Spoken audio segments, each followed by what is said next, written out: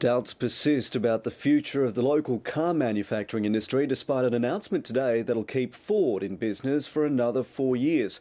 The company has secured a $100 million investment to build Falcons until 2016, but after that there are no guarantees. Holden too is scrambling to secure its future with talks in the US trying to save its Australian operation. Reporter Ben Knight has more.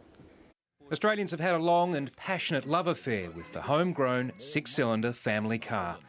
But the romance is fading, a victim of the high dollar, high fuel prices and changing tastes. But no Australian government wants to be the one that lets it die. By any standards, this is a great day for Geelong.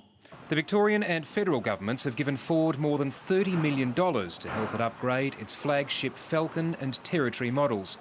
It guarantees the company's Geelong and Broadmeadows factories will stay open for at least the next 4 years. No, it's great. We obviously announced to all our employees this morning and obviously a lot of excitement in through the plant. It's also good news for the smaller Australian companies who make parts for Ford cars. But Ford's problem is not just about the future of the Falcon and Territory models. It's about what happens after that. And today, there were no answers to that question.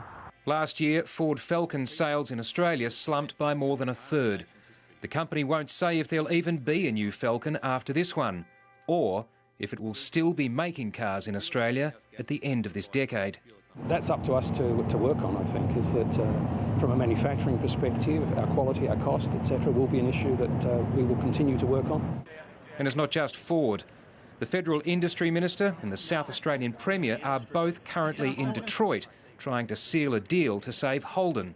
There's no doubt that there's an uncertain future, and one of the scenarios for General Motors is the closure of its operations in Australia.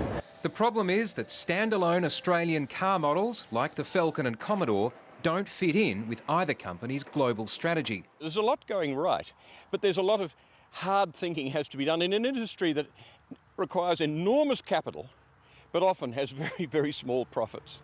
And whether the big Aussie 6 will be part of that future. Ben Knight, ABC News, Melbourne.